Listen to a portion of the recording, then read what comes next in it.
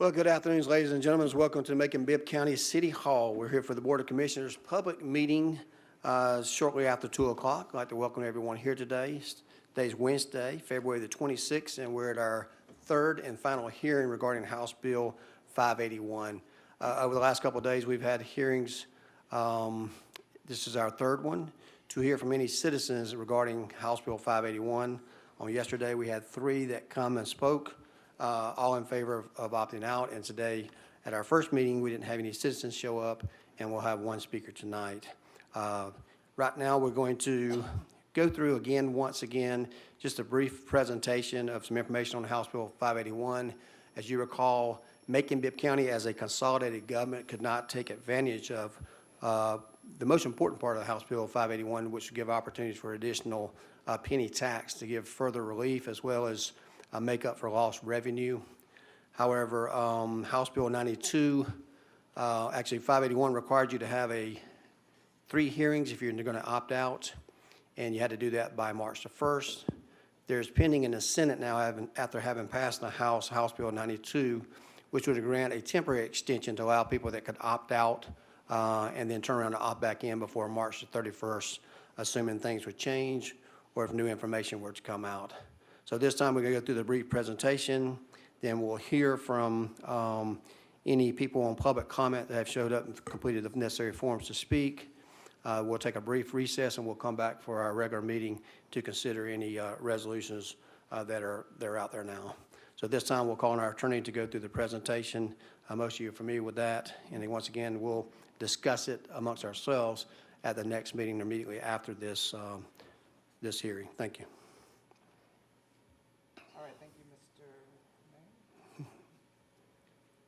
Test. Okay, thank you, Mr. Mayor. And can I get my presentation? There we go. Okay, so I am not Lauren Schultz, but I am presenting this on her behalf. I'm Michael McNeil, Chief Assistant County Attorney.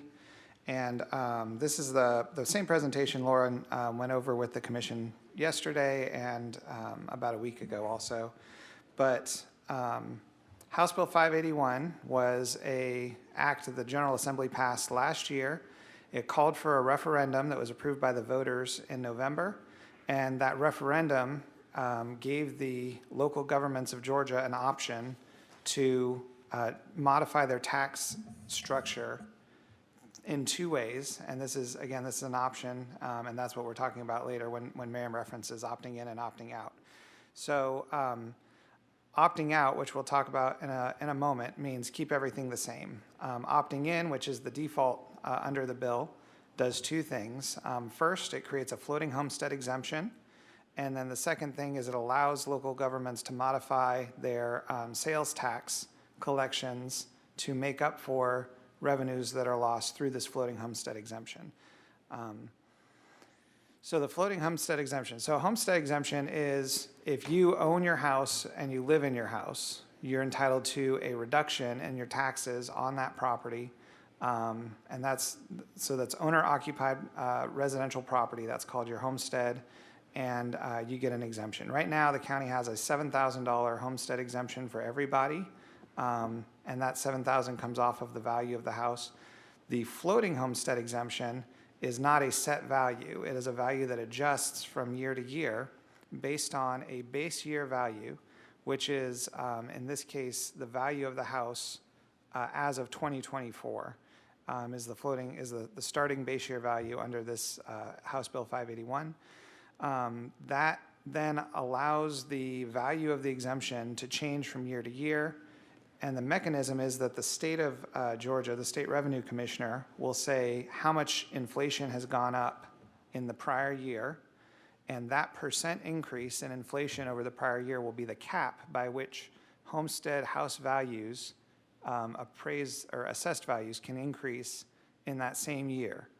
And so if the state says, for example, inflation's been 3% this year, then even if a house has gone up in value more than 3%, the assessed value on which taxes are assessed cannot increase by more than 3% from the prior year. And so because that amount changes from year to year, that's called a floating exemption.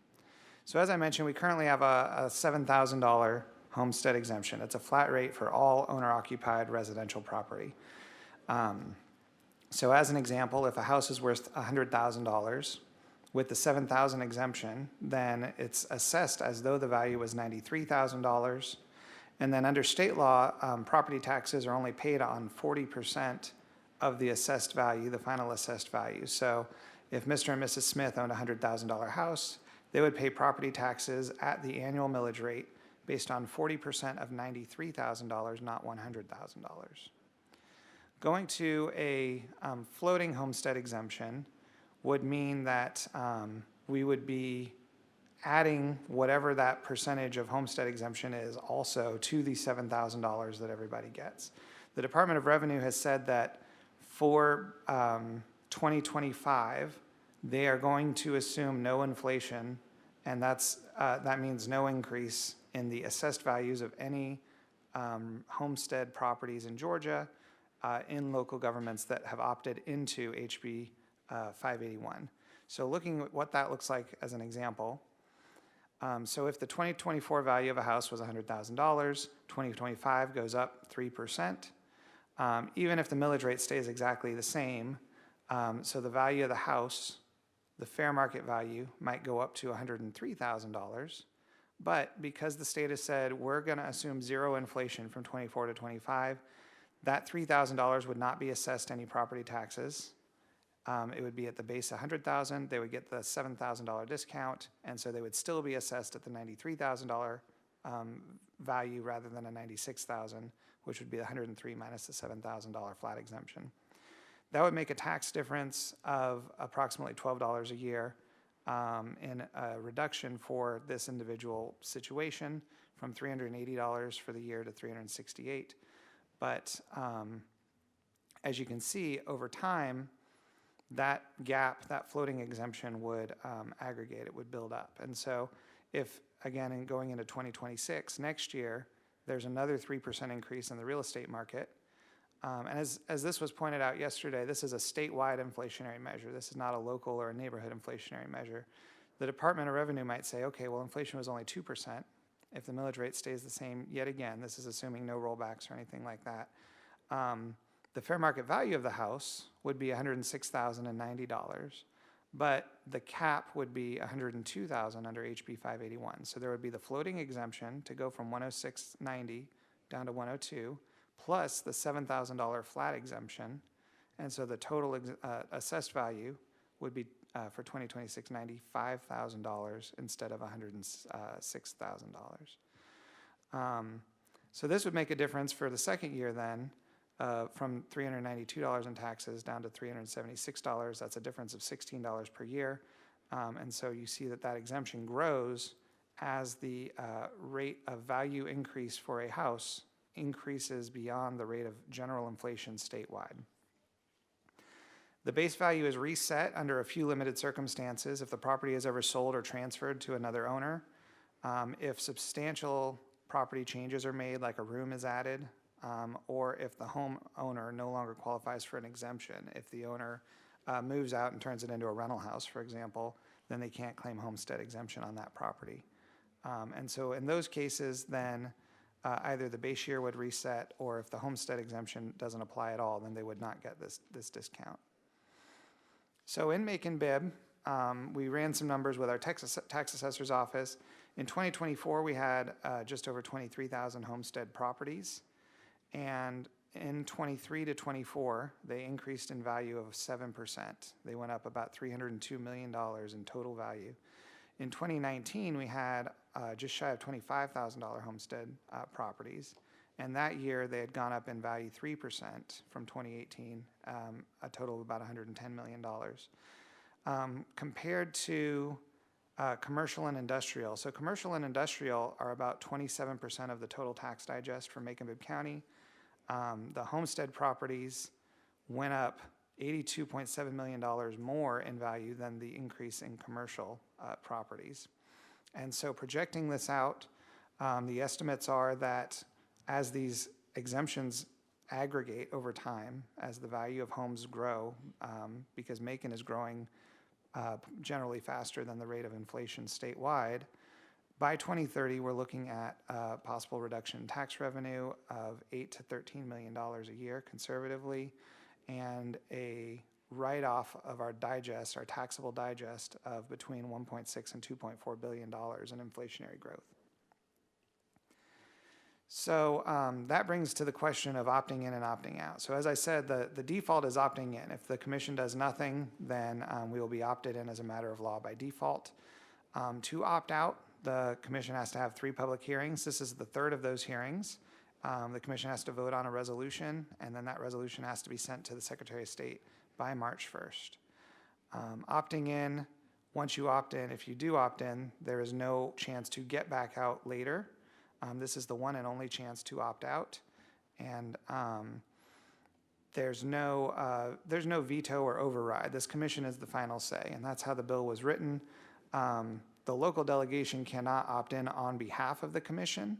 However, there is a general power of the local delegation and the General Assembly of Georgia to create custom homestead exemptions. Whether we opt in or opt out in Macon, the General Assembly and the local legislative delegation can create their own homestead exemption, which is how we got the $7,000 exemption that we have in the first place. So the other component of this is called the FLOST. That's the floating local option sales tax. And this is a provision that for jurisdictions that opt in, they can add a penny to their local sales tax as a way of offsetting some of the value lost, the revenue lost through the property tax homestead exemptions. The catch for Macon-Bibb County is that in jurisdictions that already have an O-LOST, you can't do a FLOST. And so because our voters approved overwhelmingly our O-LOST a few years back, we are not eligible to implement the FLOST. And so there is not a mechanism in the law to make up that revenue that would be taken off the digest and not assessed, as I mentioned in the projections earlier. So the decision before the commission and what we're taking public comment on today is what happens next? Do we opt in or do we opt out? If the county wants to opt in, then nothing has to happen. If the county does nothing, then next week we will be opted in as a matter of law irrevocably. If the county wants to opt out, then a resolution needs to be passed. We've done all the other pre-work necessary, the advertisements and the hearings, and that needs to be transmitted to the Georgia Secretary of State by March 1st. And then regardless of opting in and opting out, there remains, as I mentioned, the sort of continuing and ongoing option to work with local legislative delegation to provide some other sort of homestead exemption. Mr. Mayor, that concludes my presentation. Thank you, Attorney McNeil. We do have one person that signed up to speak today, and we'll call it Mr. David Summerall to the podium. Mr. Summerall, you've got 5 minutes, and we'll hear what you have to say regarding House Bill 581. Yeah, thank you, Mayor and Commissioners, for an opportunity to address you. And this won't take long at all. I understand the problems with the bill as it is written, and I understand that we have already exercised the sales tax option through our O-LOST, and you have reduced property taxes, and very much appreciate that. What I would just encourage you to do, if you do opt out, and I think that's where this is going, is where a lot of local governments and around have opted out as well. If you do opt out, that you continue to look for ways to shift the burden off the local property owner in Bibb County. The senior exemption sounds like a good idea. You may have other ideas. There may be other opportunities to do that. But I do encourage you to continue to look for those ways, as you have in the past, to shift it off the property owner and lower the property tax in Bibb County. And that's all I got to say. Thank you. Thank you, Mr. Summerall. Thank you for being here today and your service in the community. So, Commissioners, this is going to end our hearing. I don't have any other people signed in to speak today. We will reconvene at 2:30 to have discussion about this, to review a possible resolution and entertain any motions that need to be held at that time. So at this time, this meeting is hereby adjourned.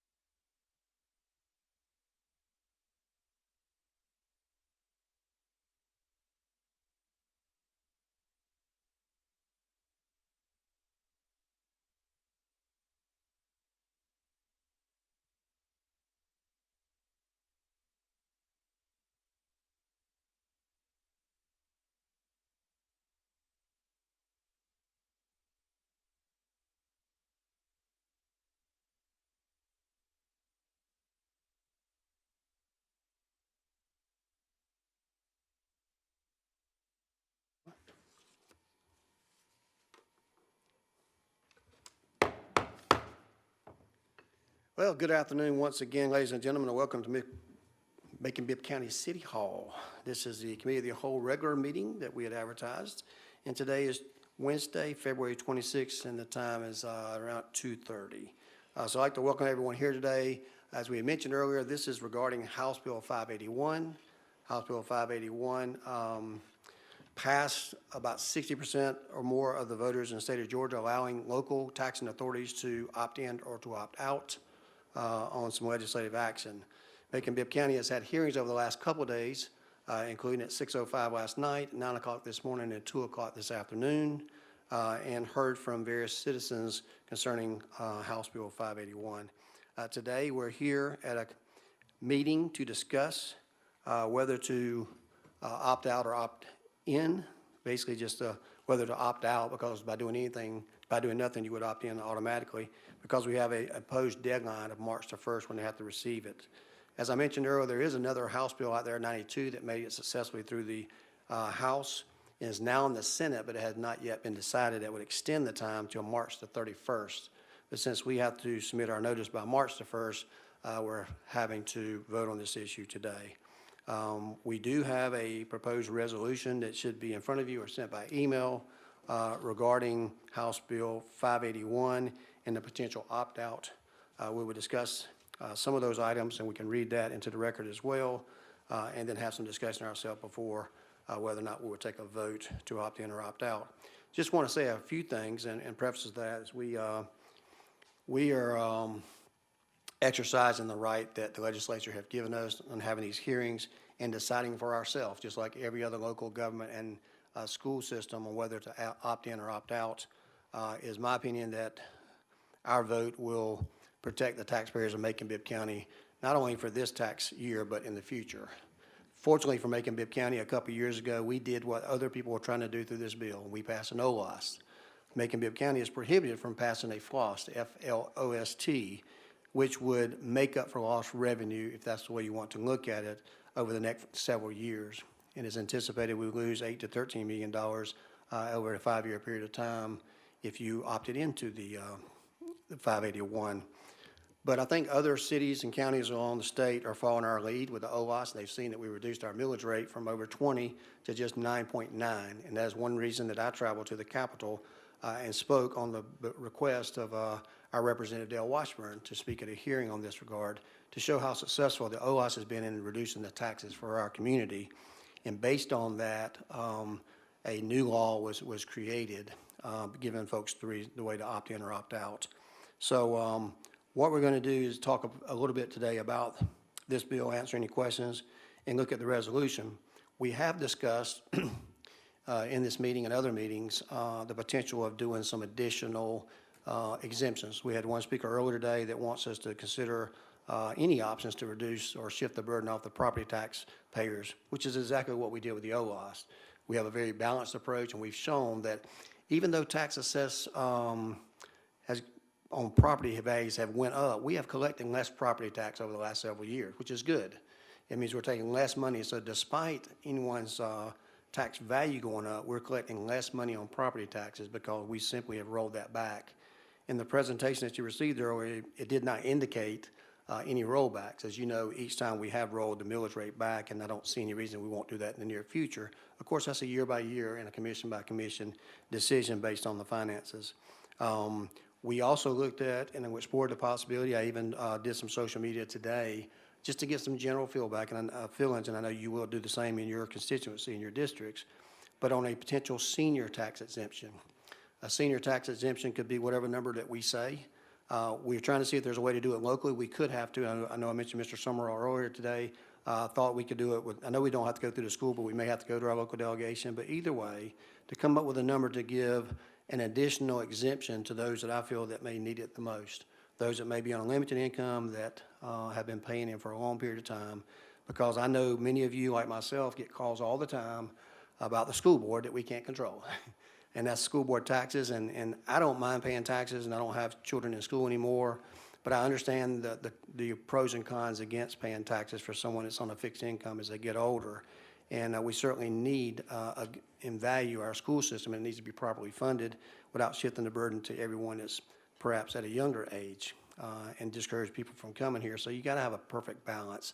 So I look forward to working with this group to come up with that or any other alternatives we can to do a special exemption to reduce the taxes on our seniors. But I think that gives a more direct approach, and I think the people in Bibb County will get a more added benefit to that as opposed to the 581.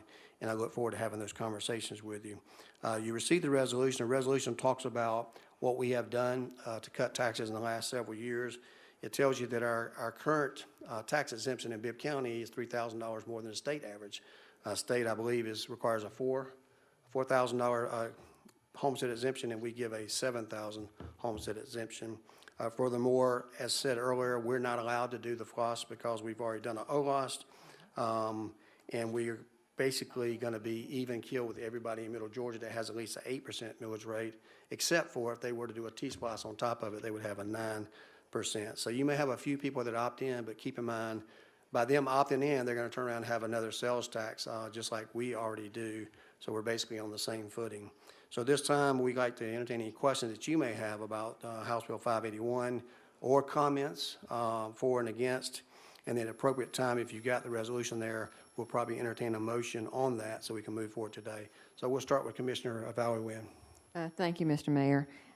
First of all, I wanted to say this, that I told, when this first came up for us to vote on, I suggested to my constituents that they vote yes for this, 581, and I myself voted yes for this. But let me just say this, that House Bill 581 was a little bit confusing, okay? Confusing to me and confusing to a lot of constituents out there. I thought it was going to be the right thing for us to do, but now that I've looked at it and heard the details about it, I don't think this is where we need to go. So right now I'm telling my constituents or anyone out there, I'm going to vote to opt out of this because I don't think it's the right thing for Macon-Bibb County right now. But I would like, as one of our speakers said, David Summerall, that look for options for our people to, reduce our property taxes. And the senior exemption would be great. I'd love that. But I think we need to look at options that would help a lot of people, not just the seniors too. But that's something we can see down the road. And besides that, if we stayed in this, we voted to be here with the 581, but if we stayed with this, we're stuck in here for 50 years is the way it is. I don't want to be stuck in something. I don't want you to be stuck with something for 50 years because I'll be gone. But I don't want our constituents to be stuck with this. So I think this is something we need to reconsider. If you voted yes for it, this is something you don't vote on it, we vote on it, I'm voting no on it. I will opt out. Thank you. Commissioner Stewart? Yes, I'm in agreement with that as well. I voted no at the time when it came up on the ballot.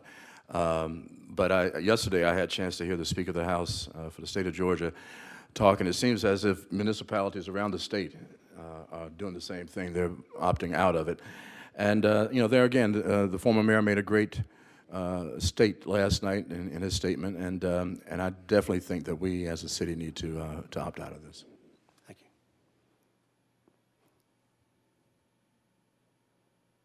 Commissioner Howell? Yeah, my sentiments are the same with my fellow commissioners over there. I voted yes for this when it came out and thought that was the right thing to do. But the more I looked into it, the more I understood what it was I was voting for. I just think it's wrong. I think it was a poorly written bill, pushed in a hurry, and I think there's some merit to something similar, but I don't think this is it. I have had an opportunity to talk to some of our delegation this week over the phone. As some of you know, I've been a little out of pocket for the last couple of weeks, so wasn't really familiar with what all was going on here at City Hall. I understand the mayor's working on something for senior citizens, and I would certainly like us to see us help those folks, because in my opinion, senior citizens on a fixed income need some help, probably more so than any other property owner in Bibb County. I think there are things we can do, and I want us to stay on it. I want us to stay on board as a commission till we see this through. The delegation I talked to are very open to my suggestions, and I think we can push this through, and I'm sure other cities would be willing to do the same thing. But at first I voted for this when I voted, but I'm going to have to vote to opt out just until we get it right, because like Commissioner Wynn said, 50 years is a long time. Thank you, Commissioner Howell. The Commissioner, Mayor Pro Tem Clark. Yeah, I agree with all the sentiment. I just had some process questions about it, if that's okay. In Lauren's first presentation, she said that we have to file the resolution either opting in or opting out by March 1st as it is right now, correct? Who do we file that with whom? Secretary of State. Secretary of State. And in the bill that's moving through the General Assembly, the substantive change in there is simply moving that deadline, correct? Yes, sir. And if we were to come up with a custom homestead exemption, it's unclear right now whether that custom homestead exemption could be done locally or would have to go through the local consent calendar of both bodies of the General Assembly, correct? So under the Georgia Constitution, there's a provision that talks about homestead exemptions. It says, this is Article 7, Section 2, Paragraph 2, A2. It says, homestead exemptions from ad valorem taxation levied by local taxing jurisdictions may be granted by local law, conditioned upon approval by a majority of the qualified electors residing within the limits of a local taxing jurisdiction voting in a referendum thereon. So it'd have to be first passed as a local act in the General Assembly and then put to the voters in Macon-Bibb County. That would be the process. So similar to how HB 581 got us here, correct? Right. That's Okay. That is all I have. I share the sentiments with my colleague. I think it's appropriate to opt out. And Mr. Mayor, if it's appropriate right now, I'd like to make that motion. Sure. We got a motion for our Mayor Pro Tem Clark. Do we have a second? Second by Commissioner Stewart. I will say that I've been at the Capitol a decent amount of time, having served on the GMA Legislative Policy Committee, and there is a lot of chatter surrounding this topic. You've got some in North Georgia that are a little upset because people are opting out in such large numbers, and they thought this is, the best thing in the world. And you've got some that are getting pushback from the local elected leaders too. At the same time. So I think there's going to be some changes. When the House Bill 92 first came out, it had a provision in there that lasted till 2029. And at that point in time, if there's something that lasts to 2029, that's a little bit more in a range that we can kind of see how this works over the next couple of years, and we wouldn't have to hypothesize on how much money we lose or what the inflation rate was going to be and make more sound business decisions. Of course, they revised that and basically shortened it to the 30 days, basically March the 31st. So it's still my hope, and it's possible if they change the law, we could come back and opt in if we don't have a better plan under these other exemptions that we're talking about. The House Bill 581 does give you the ability to still opt in, but use your own plan if yours is better than what the state has, and I would suggest that ours probably would be better than what the state is.